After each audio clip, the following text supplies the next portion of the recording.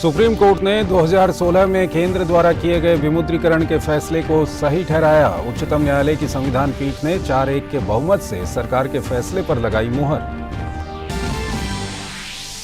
नए साल के आगमन के साथ ही उत्तर भारत में शीतलहर तेज हुई। कई जगहों पर घने कोहरे की चादर। वहीं कल से दिल्ली और आसपास के क्षेत्रों में फिर से ठंड बढ़ने की संभावना।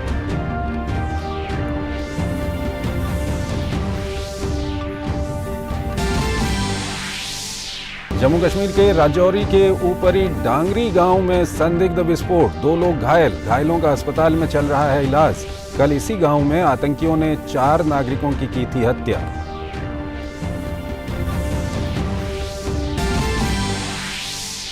भाजपा के राष्ट्रीय अध्यक्ष जगत प्रकाश नड्डा आज महाराष्ट्र दौरे पर। नड्डा चंद्रपुर और औरंगाबाद में धार्मिक और पार्टी के कार्यक्रमों में होंगे शामिल।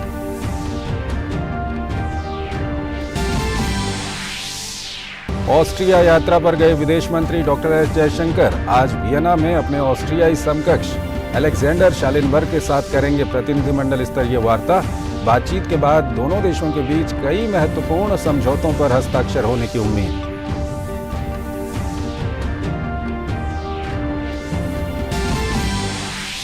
अंतर्राष्ट्रीय खबरों में लुइस इनासियो लूला डी सिल्वा ने तीसरी बार ब्राजील के राष्ट्रपति के रूप में शपथ ली। अपने पहले भाषण में लूला ने अपने पूर्ववर्ती की नीतियों की निंदा करते हुए देश के पुनर्निर्माण का संकल्प लिया।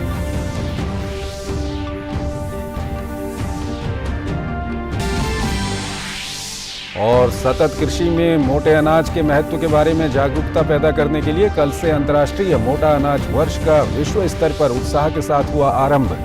प्रधानमंत्री नरेंद्र मोदी की पहल पर संयुक्त राष्ट्र ने वर्ष 2023 को अंतर्राष्ट्रीय मोटा अनाज वर्ष घोषित किया था।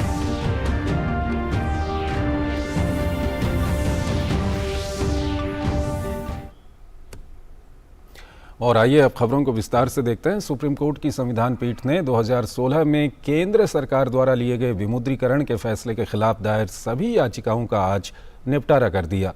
उच्चतम न्यायालय की संविधान पीठ ने 4-1 के बहुमत से केंद्र सरकार के विमुद्रीकरण के फैसले को सही ठहराया है। सुप्रीम कोर्ट ने कहा है कि 2016 में मोदी सरकार के विमुद्रीकरण का फैसला बिल्कुल ठीक था। हालांकि जस्टिस वी नागरत्ना ने बहुमत से अलग फैसला सुनाया।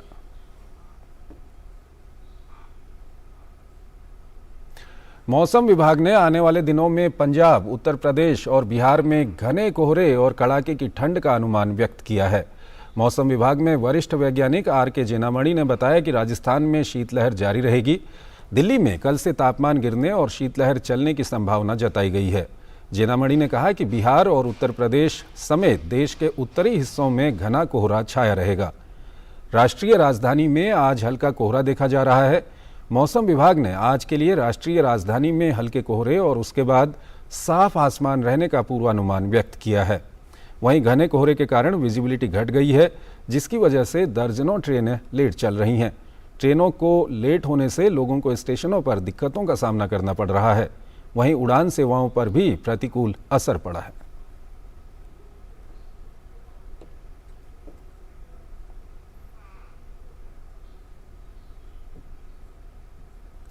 पूरे उत्तर प्रदेश में कड़ाके की ठंड और शीतलहर का दौर जारी है। घने कोहरे और शीतलहर की वजह से कई जिलों में स्कूलों के समय में बदलाव किया गया है, तो वहीं कई जिलों में प्रशासन ने स्कूलों को बंद करने के आदेश जारी कर दिए हैं।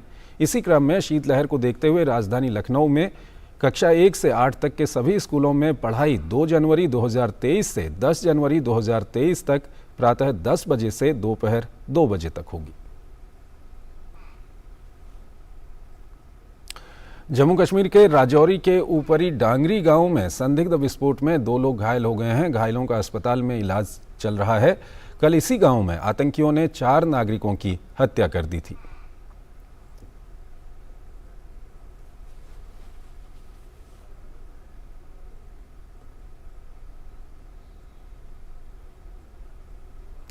बीएसएफ के जवानों ने पंजाब के गुरदासपुर की कमालपुर चौकी पर कल रात करीब 10:10 पर एक ड्रोन देखा। कर्मियों ने ड्रोन की ओर फायरिंग की, जिसके बाद ड्रोन पाकिस्तान की ओर लौट गया।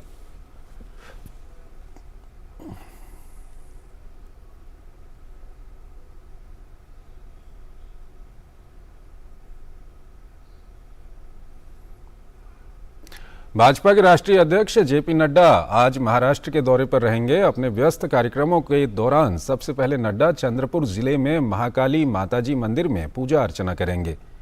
उसके बाद लोकसभा प्रवास योजना के तहत चंद्रपुर लोकसभा क्षेत्र में पार्टी और जनसभाओं की एक श्रृंखला आयोजित करेंगे। शाम को जेपी नड्डा औरंगाबाद जिले में घृष्णेश्वर ज्योतिर्लिंग मंदिर में पूजा अर्चना करेंगे।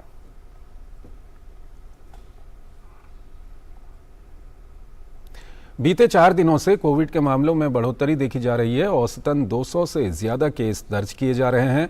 प्रधानमंत्री के प्रधान सचिव ने भी कोविड की तैयारियों को लेकर उच्च स्तरीय बैठक की है, जिसमें प्रधानमंत्री के निर्देशों के अनुपालन की समीक्षा की गई। 6 देशों से आने वाले यात्रियों की एयर सुविधा पोर्टल पर RT-PCR टेस्ट रिपोर्ट डालना अनिवार्य कर दिया गया है। रैंडम सैंपलिंग में अब तक 50 लोग संक्रमित पाए गए हैं।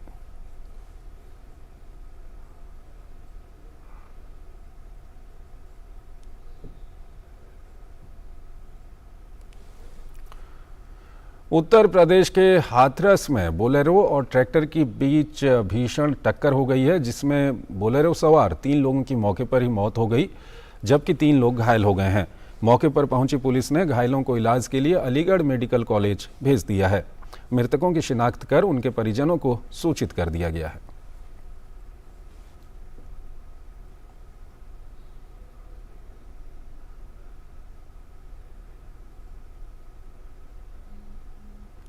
नए साल की शुरुआत के साथ ही अंतर्राष्ट्रीय मोटा अनाज वर्ष 2023 केंद्रीय मंत्रालयों, राज्य सरकारों और भारतीय दूतावासों की गतिविधियों के साथ शुरू हो गया है। इस दौरान अलग अलग तरीकों से लोगों को मोटे अनाजों के फायदों के बारे में जागरूक किया जाएगा। केंद्रीय युवा मामले और खेल मंत्रालय के साथ छत्तीसगढ़, मिजोरम और राजस्थान राज्यों ने जनवरी 2023 को मिलेट्स को बढ़ावा देने के लिए फोकस्ड महीने के रूप में चुना है। इस दौरान विभिन्न कार्यक्रमों और गतिविधियों के जरिए खिलाड़ियों, न्यूट्रिशनिस्ट और फिटनेस एक्सपर्ट्स के साथ मिलकर लोगों को मोटे अनाज के लाभ के बारे में बताया जाएगा। आपको बता दें कि प्रधानमंत्री नरेंद्र मोदी की पहल और भारत सरकार के प्रस्ताव के बाद संयुक्त राष्ट्र ने 2023 को अंतर्राष्ट्रीय मोटा अनाज वर्ष घोषित किया था।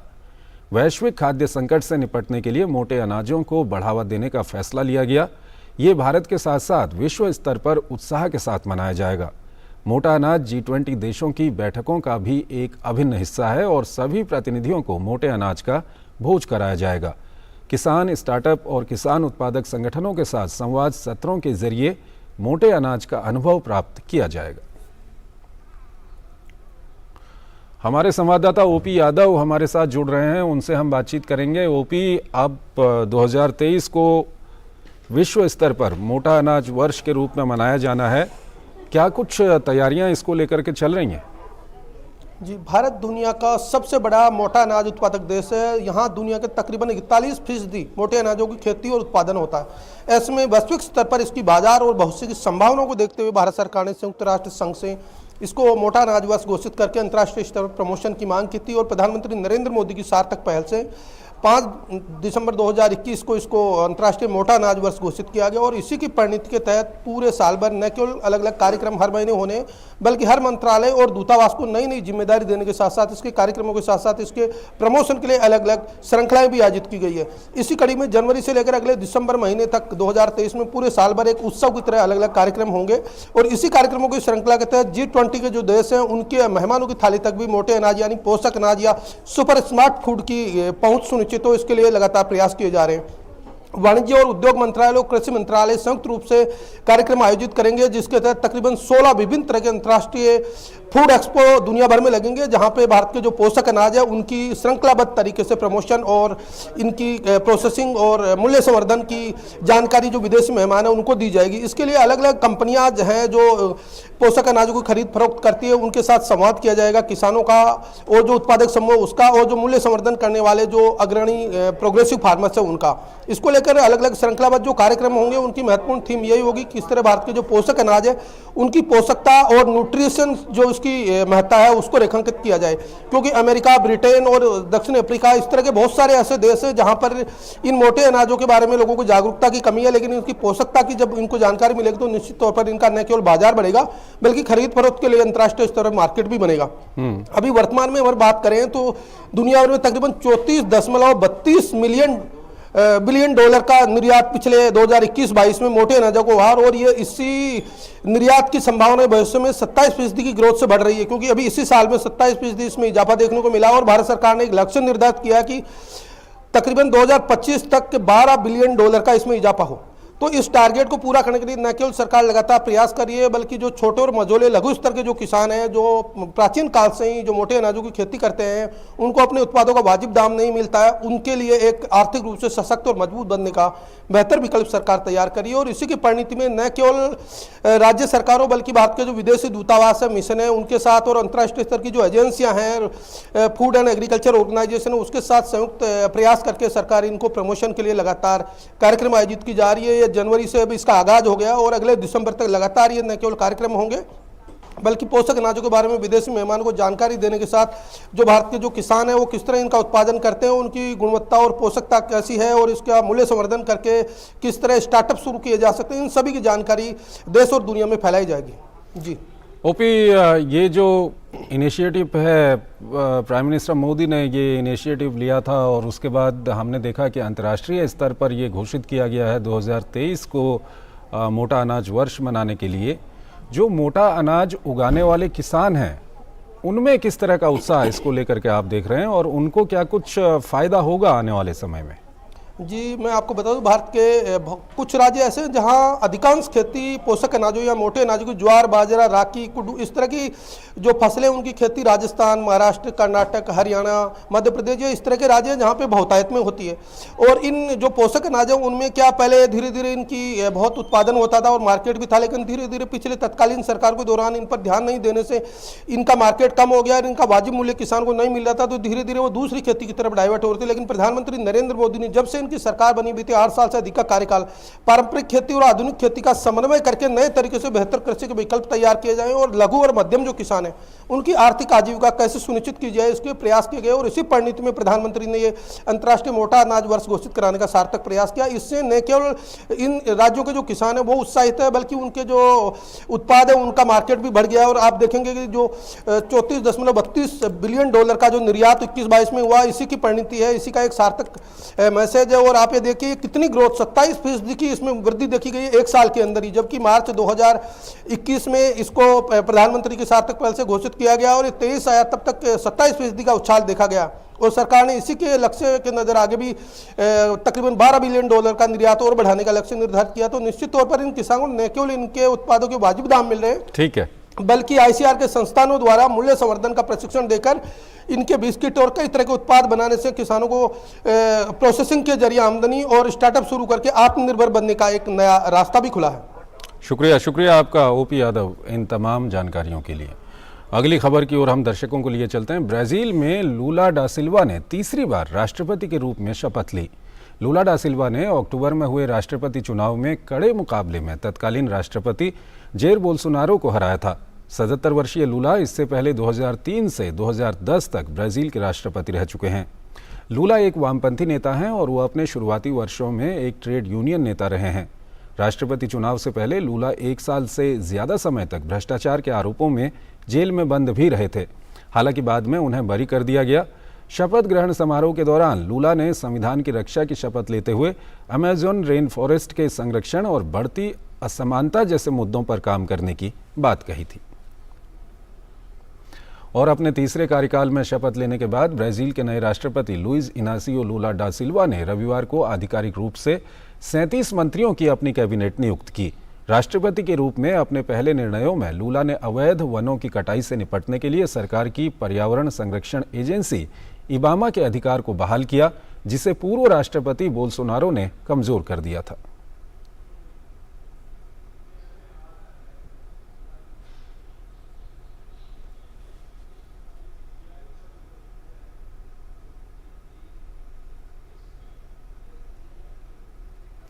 स्विट्जरलैंड की सोशल डेमोक्रेट पार्टी के एलन बर्सेट ने दूसरी बार स्विस परिसंघ के अध्यक्ष के रूप में पदभार ग्रहण किया है। बर्सेट गृह मामलों के स्विस संघीय विभाग के प्रमुख भी हैं। उन्होंने इससे पहले 2018 में राष्ट्रपति पद संभाला था। बर्सेट ने कहा कि यूरोपीय संघ के साथ एक स्थिर और अच्छी तरह से संरचित संबंध में स्विट्जरलैंड का मौलिक हित है और तटस्थता बनाए रखना ही स्विट्जरलैंड के लिए एकमात्र विकल्प है। गौरतलब है कि हर साल दिसंबर में स्विस संसद 12 महीने के कार्यकाल के लिए संघीय परिषद के 7 सदस्यों में से स्विस परिसंघ के अध्यक्ष का चुनाव करती है।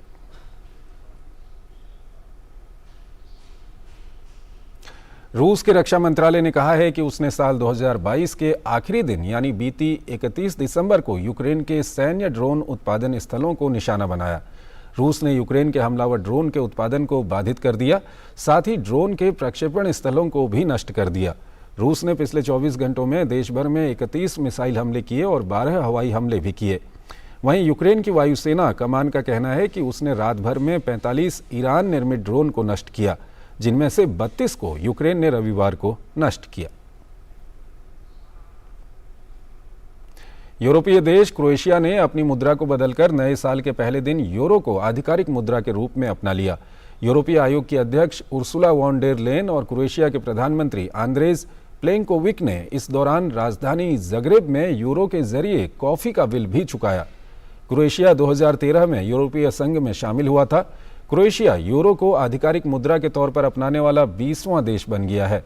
इससे पहले कुना क्रोएशिया का आधिकारिक मुद्रा रही है। क्रोएशिया यूरोप के शेंगन जोन के देशों में भी शामिल हो गया है, जहां बिना पासपोर्ट और वीज़ा नियंत्रण के एक जगह से दूसरी जगह जाने की छूट है। वॉन डेर लेन और प्रधानमंत्री प्लेनकोविक क्रोएशिया स्लोवेनिया सीमा पर स्लोवेनिया की राष्ट्रपति नताशा पिर्कमुसर से भी मिले, जहां इस नियंत्रण के समाप्त होने की खुशी जताई गई। गोल्ड कोस्ट राष्ट्रमंडल खेल 2018 के स्वर्ण पदक विजेता मुक्केबाज गौरव सोलंकी ने राष्ट्रीय मुक्केबाजी चैंपियनशिप के अंतिम 16 में जगह बना ली है। गौरव ने 60 किलोग्राम भार वर्ग में हिमाचल प्रदेश के नवराज चौहान को कड़े संघर्ष में रिव्यू के बाद 5-2 से हराया। वो अंतिम 16 में अब मध्य प्रदेश के हरेंद्र सिंह के खिलाफ खेलेंगे।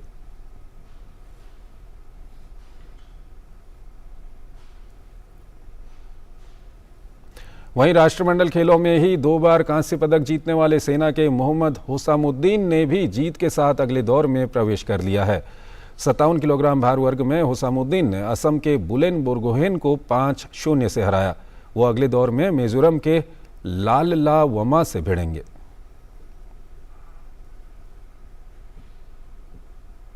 बेहतर जीवन जीने के लिए स्वास्थ्य का विशेष महत्व है। बेहतर स्वास्थ्य के लिए व्यायाम जरूर करें और संतुलित और पौष्टिक आहार लें। साथ ही सकारात्मक सोच रखें और अपनी सेहत के प्रति जागरूक रहें। आइए देखते हैं ये खास रिपोर्ट। स्वास्थ्य का हमारे जीवन के लिए विशेष महत्व है। सभी लोग अच्छा स्वास्थ्य पाना चाहते हैं, लेकिन स्वस्थ रहने के लिए क्या करें, इसे लेकर कई प्रश्न मन में रहते हैं। हम सेहतमंद रहना तो चाहते हैं, पर यह समझ नहीं आता कि ये कैसे संभव हो सकता है। आप अपने शरीर को और दिल को सुरक्षित रखें। सुरक्षित कैसे रखें कि हम अपने खान पान का ध्यान रखें, चिकनाई वाले पदार्थों का इस्तेमाल ना करें, रेशेदार पदार्थों का इस्तेमाल करें, जिसमें कि मिलेट्स, ज्वार, बाजरा, मक्का का रोटी, इस तरह की चीज़ें जो कि अनाज होते हैं, इनमें रेशे ज़्यादा होते हैं। इससे आप अपने दिल को सुरक्षित रख सकते हैं। साथ साथ फलों और सब्जियों का प्रयोग आपको अधिक मात्रा में करना चाहिए। कोई दवाई चल रही है शुगर की, ब्लड प्रेशर की, तो आप उसका रेगुलर इस्तेमाल करें। डॉक्टर के बताए हुए इलाज को लगातार करते रहें और योगा, मेडिटेशन भी आपके लिए बहुत लाभदायक होते हैं। स्मोकिंग से तो, तंबाकू से किसी भी तरह से वो दूर रहना चाहिए। और रेगुलर व्यायाम आपके लिए ब्लड प्रेशर भी कंट्रोल रखता है, आपकी शुगर भी कंट्रोल रखता है, सारे शरीर को स्वस्थ रखता है, दिल को तो स्वस्थ रखता ही है। आज की जीवन शैली जिसमें खान पान में गड़बड़ी, शारीरिक श्रम में कमी, देर से सोना, सुबह देर से उठना, नींद पूरी न होना और तनाव जैसे कारक शामिल हैं, ऐसे में कई समस्याओं का खतरा बढ़ रहा है और स्वास्थ्य भी प्रभावित हो रहा है। स्वास्थ्य को इस समय में ठीक कैसे रखा जाए, ये एक बड़ा प्रश्न है।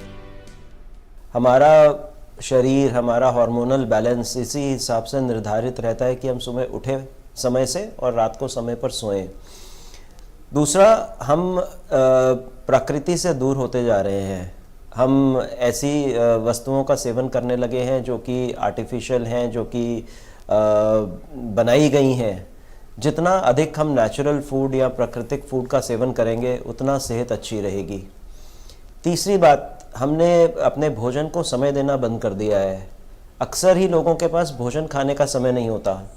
5 मिनट में खाना ख़त्म कर दिया, 10 मिनट में खाना ख़त्म कर दिया। अपने भोजन को आनंद लेके, स्वाद लेके धीरे धीरे खाइए। आपकी पेट की अधिकतर बीमारियां अपने आप ही ठीक हो जाएंगी। स्वस्थ रहने के लिए प्रयास करना, संतुलित और अनुशासित जीवन जीना और अपनी सेहत के प्रति जागरूक होने की आवश्यकता है।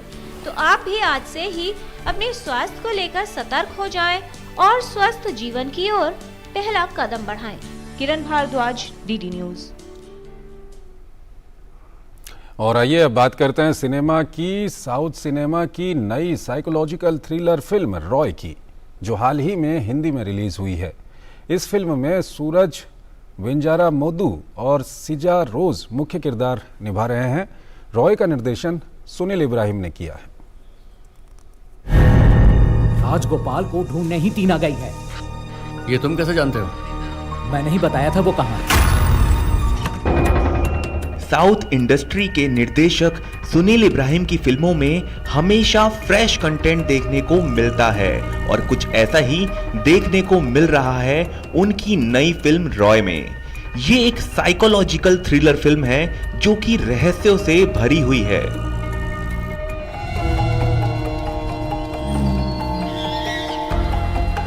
टीना और मेरे बीच जो रिश्ता है ना, वो तुम्हारी पुलिस वाली खोपड़ी नहीं समझेगी। इस फिल्म में रॉय और उनकी पत्नी टीना की कहानी को दिखाया गया है, जो कि एक जर्नलिस्ट है। कहानी में ट्विस्ट तब आता है जब एक नॉवलिस्ट गुमशुदा हो जाता है और उसकी पूरी जानकारी कोई उसके सपने में बताता है, जिस पर टीना रॉय की मदद से खुद इन्वेस्टिगेशन शुरू करती है। सर, याद है नॉवेलिस्ट राजगोपाल के गुमशुदा होने के केस में हम एक टीना जर्नलिस्ट से मिले थे। उनके पति रॉय आए हैं, कह रहे हैं कि वो भी गायब है। गायब? हाँ। फिल्म की कहानी गुम हुए लोगों और रॉय और टीना के रिश्ते के इर्द गिर्द घूमती है। ये सारे प्लॉट फिल्म को और दिलचस्प बनाते हैं। एक बात समझ नहीं आई, इतने रोमांटिक इंसान को कोई कैसे छोड़ के जा सकता है? फिल्म में सूरज वेंजरामोदू रॉय और सीजा रोज टीना का किरदार निभा रहे हैं। फिल्म में सभी कलाकारों का अभिनय दमदार है। दर्शकों को फिल्म काफी पसंद आ रही है, पर साथ ही उनका ये मानना है कि फिल्म को थोड़ा जल्दबाजी में खत्म कर दिया गया है। ये फिल्म रॉय आपको सोनी लीव पर हिंदी में देखने को मिल जाएगी। Bureau report, DD news. हमें एक ही जिंदगी मिलती है, तो क्या फायदा है अगर बाकी सभी की तरह जीना पड़े तो इस बुलेटिन में फिलहाल इतना ही। आप बने रहिए डीडी न्यूज के साथ। नमस्कार।